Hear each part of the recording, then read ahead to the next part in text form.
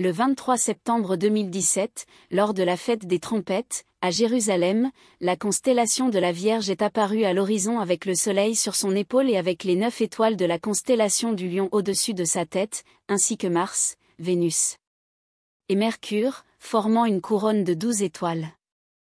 Dans le ventre de cette Vierge cosmique, la planète roi, Jupiter, comme un bébé en gestation, a effectué une trajectoire rétrograde, pendant 40 semaines, jusqu'à, pour ainsi dire, naître entre ses jambes dessinées dans le ciel, tandis que la Lune, à ce moment-là, s'était sous tes pieds.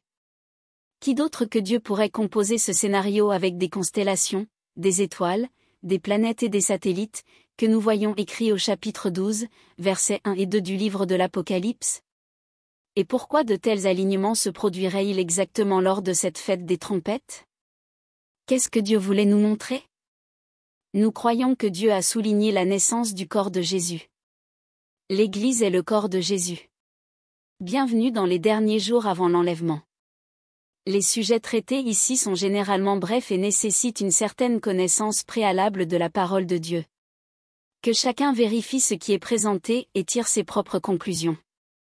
Ainsi, comme l'enlèvement n'a pas encore eu lieu, nous pensons que la même chose pourrait se produire à la nouvelle lune de septembre, à la fête des trompettes 2023, ou même à la nouvelle lune d'octobre, si le calendrier juif est en avance d'un mois.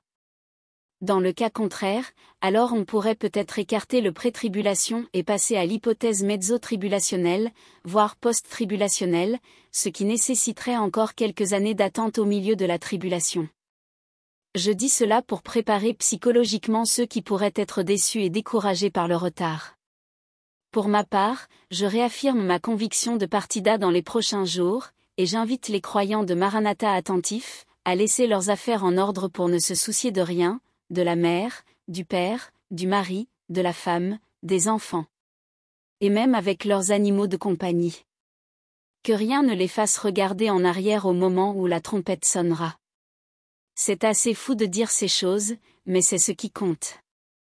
Les tremblements de terre, les ouragans, les tsunamis, les météores et les guillotines sont réservés à ceux qui restent.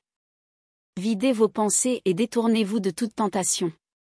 Profitez des choses que Dieu vous a données jusqu'à présent. Shalom. Maranatha.